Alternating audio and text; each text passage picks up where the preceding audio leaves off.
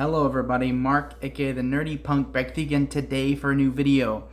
Today's video is going to be a little bit of an update on this quarantine situation that we're going on with the coronavirus.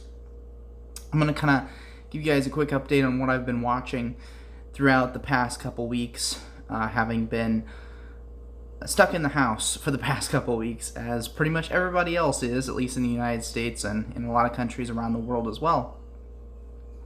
I don't know about you, but I've been watching a whole lot of movies and TV shows and stuff. I think it's one of the ways that, at least personally, and I think for a lot of us as well, that helps me get through kind of the tough times is watching movies and listening to music and all kinds of stuff that I love to kind of distract me from all of the craziness that's going on in the world right now.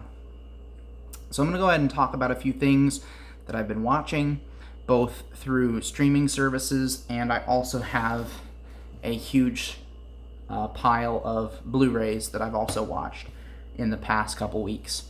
So before we get into it, cheers everybody. I am enjoying an old Milwaukee brew tonight. Another kind of funny thing, I think since the quarantine thing happened, alcohol sales have like shot up through the roof, which, you know, makes sense. We all have nothing better to do. Nobody really is working, aside from like all the essential people, like people who work at grocery stores and gas stations and those kinds of things. And I want to thank, if there's anybody watching that does those jobs, I want to thank you guys so much. I think we should all be incredibly thankful of the people that are working right now. They're literally keeping society moving. So that's really awesome. But yeah, I mean, most people are working from home, so might as well just drink because there's no, you don't have to go to work the next day. In moderation, of course. We don't need to all become alcoholics. All right. First thing that I have watched is on Netflix. And as soon as I said Netflix, you're probably assuming what I've been watching. It is Tiger King. Tiger King has swept the nation as like a phenomenon in this coronavirus situation. It is, I would describe Tiger King as the dumpster fire that you can't take your eyes off. The perfect dumpster fire that you just can't take your eyes off. I think as humans, there's something about us that gets really intrigued by super fucked up situations and weird people. And Tiger King is the perfect example of that. It's so crazy that if you literally wrote this story, companies would tell you, like film companies would tell you, like, we can't sell this. This does not even sound remotely believable. Yet it's a reality show. It's 100% true. So it's absolutely insane. It's not the like perfect show by any means. It's not like the best put together, but it's so unbelievably wild and crazy and really wraps you in that I really, really enjoyed it and became addicted. Now, I didn't become addicted until the end of the second episode. At the end of the second episode, it's when it kind of ramps up big time and becomes much more addicting. The first two episodes, I was just I was laughing at it. I was literally sitting there thinking, white people are so stupid. Because you know that if a group of people are going to try to turn tigers and big cats into pets, it would have to be white people, because we are the absolute worst. That's literally what I thought the entire time, because it's such a stupid idea. Why would you want to turn something that could kill you into a pet? That's dumb. That's incredibly dumb. But, it was kind of funny and absurd for that reason. And then in the second episode, they reveal some information that is, like, crazy. And the intensity just ratchets up from there. So definitely recommended Tiger King. And, of course, it became an internet sensation and everything. Next one that I watched is called Jojo Rabbit. Now, I really expected to love this movie. And it's directed by Taika Waititi, who also plays Hitler in the movie. This is a very, very strange film.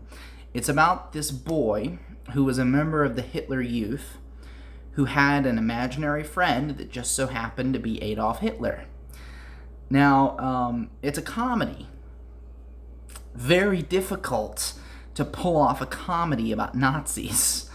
I think this is a good movie, but it just was not for me. I found it really, really boring. I have no gripes with it. Like, I think you should be able to joke about anything. Like, literally anything. Because it's a joke. It's not intended to be hateful or harmful or anything like that. So I have no, like, moral quips with this. I just didn't find it all that entertaining. Like, after you get over kind of the amusement of the whole situation about how he's imaginary friends with Adolf Hitler, like, that's kind of funny, but it did not capture my attention. There were some heartwarming moments that I liked. Overall, this movie is, I think if it has a message, it's about overcoming hatred and how love is much stronger than hate, which is a great message. But again, it didn't grab me. And everything was there. I thought this movie was going to be fantastic. It's got a great cast. Sam Rockwell is in this movie. I love Sam Rockwell.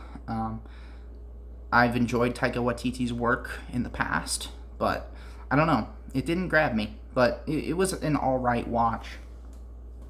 And I would recommend it to other people, because it might just not be for me. Next one. So, ever since January, I have been going through the Law & Order SVU series. So, I just finished up Season 6 this week. I'm a pretty big fan of this show. I've always loved detective dramas. I have an uncle who's a massive fan of the Law & Order series. So, I've watched several of them with him. So, I wanted to get into this one, and I've had plenty of time to watch. They're very formulaic. Obviously, if you've never seen a Law & Order episode, it pretty much follows the same routine. Each episode, it starts with some sort of murder. There's a detective investigation, and then in the second half, there's prosecuting the case in court. So it's very formulaic, but great characters in this, with Mariska Hargitay as Detective Benson, and then Christopher Maloney as Detective Stabler. He left in Season 12, and I really didn't like the show after that, so my current plan is to watch all the way up to Season 12, and then maybe move on to another Law & Order series. Other great characters, Captain Cragen, I forget the new district attorney's name, B.D. Wong plays George Wong, who's a great character as well, and of course Richard Belzer, who plays Munch, and Ice-T, who plays Detective Tutuola. Great casting characters in this show, makes it very entertaining. Like I said, I've been watching it for the past few months, getting ready to get into Season 7. Next one, The Wolf of Wall Street. I finally watched this movie for the first time about 2 weeks ago. I think it was actually before the quarantine happened. But great movie. This is the Metal Pack edition that I got from, what's the website? Hamilton Book. Great pickup. Very good movie. Very entertaining. Incredibly entertaining. One of Scorsese's best. Leonardo DiCaprio is fantastic in this film. Really funny, just all over the place, crazy movie. I think it's like 3.5 hours long, but the time flew by. Like, it was the fastest 3.5 hours of my life, I swear. It was a great movie. I also checked out Chernobyl, which was an HBO miniseries about the Chernobyl nuclear disaster. Fantastic again. This was great. I think this is the highest rated series of all time on Rotten Tomatoes. Or, not Rotten Tomatoes, IMDb. And that's kind of crazy. I don't know if it's the greatest show I've ever seen, but it is fantastic. So good, so dramatic. Great writing, great acting. It's fantastic. A a great like bluish hue to the show as well. Very dark and dreary, and really gives you a great vibe. And I've become kind of obsessed with disaster movies and disaster shows a little bit in the past couple weeks with the whole, global situation, like I mentioned earlier. So it's a great time to check it out. It's only 5 episodes, but really, really good. The next one. The next few I've seen before. Those were all brand new watches for me. This one I've seen before. This is Atomic Blonde. This is one of my favorite movies of the year that it came out. Great film, starring Charlize Theron and James McAvoy. It's based on a comic book. It's set in the at the fall of the Berlin Wall in 1989, and Charlize Theron is a British spy who goes to Berlin to conduct a mission, and it's made by the same guys who made the first John Wick movie. So it has that style of action. Really great action spy movie. Fantastic soundtrack to this movie. Lots of great 80s music in this. One of the best soundtracks I've ever heard, frankly. So definitely recommend that one. That one's a bit underrated. Atomic Blonde. Another one I've seen several times. The Campaign. Will Ferrell, Zach Galifianakis. I've seen this a lot. It's not the greatest Will Ferrell movie in the world, but he is a great comedic actor, and you can't really go wrong with a Will Ferrell comedy movie if you're looking for comedy. This is one of his lesser known ones, and like I said, I don't think it's his best, but I am a political junkie, as you can tell. I love politics. I think it's very important to be involved in politics, and I have been involved in politics since I turned 18 a lot, so I love political comedies, and this is a great political comedy. Kind of makes fun of the political environment. This was made back in 2012, so it's gotten even crazier since then, but it made fun of the political environment back then and some things that are still relatable to today. Next one, Fight Club.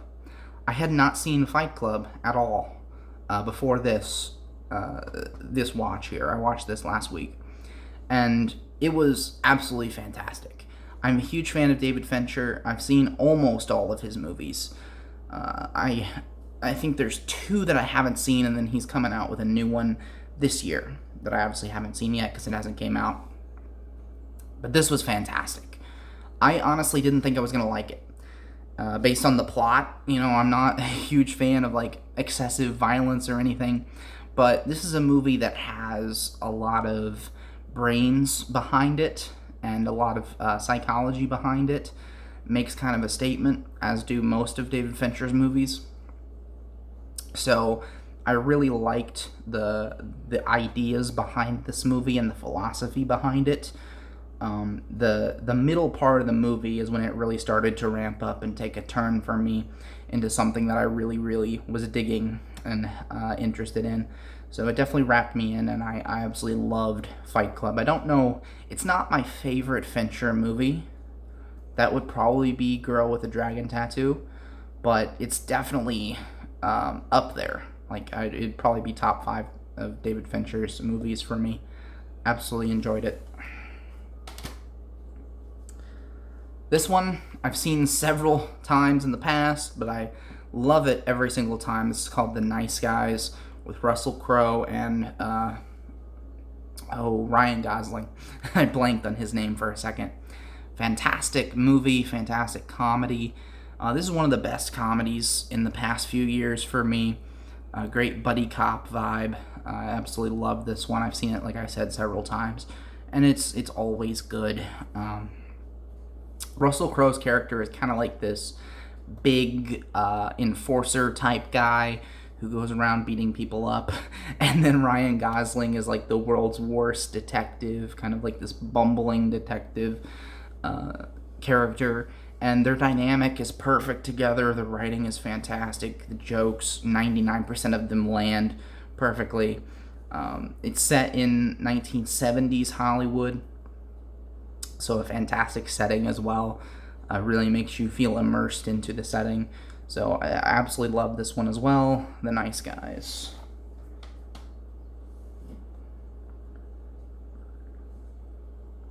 I got one more to show you guys. This is a very recent release. This is called Bombshell.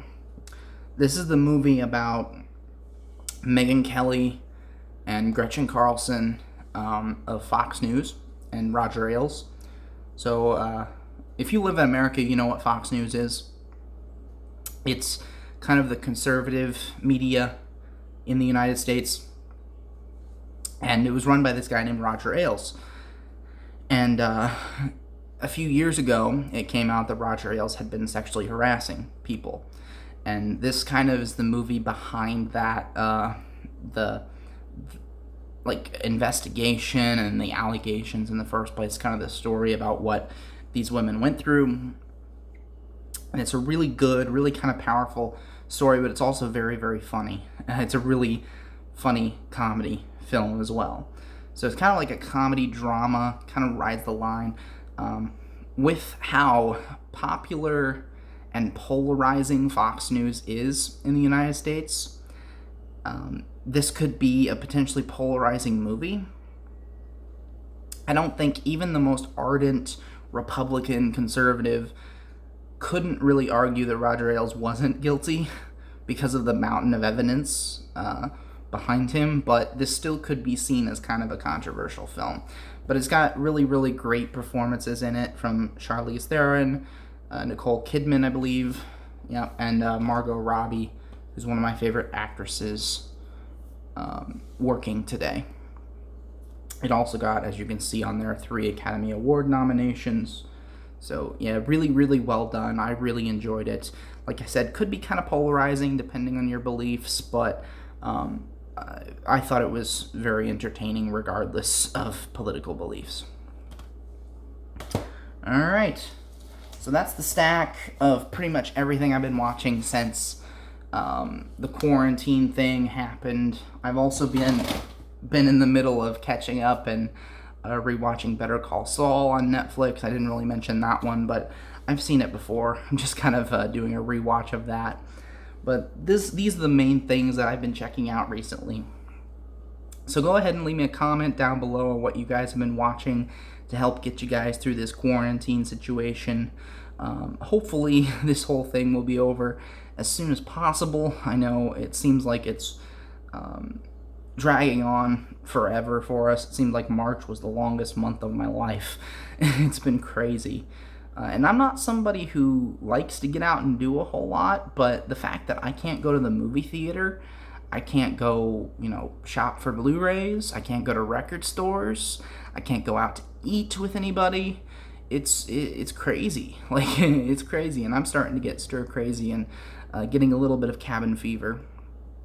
So hopefully, like me, movies, TV can help everybody through this difficult time that we're living in, and hopefully we can get back to normal as soon as possible.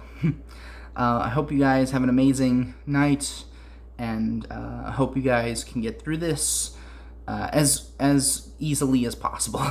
Have an amazing day. See you guys later. Bye.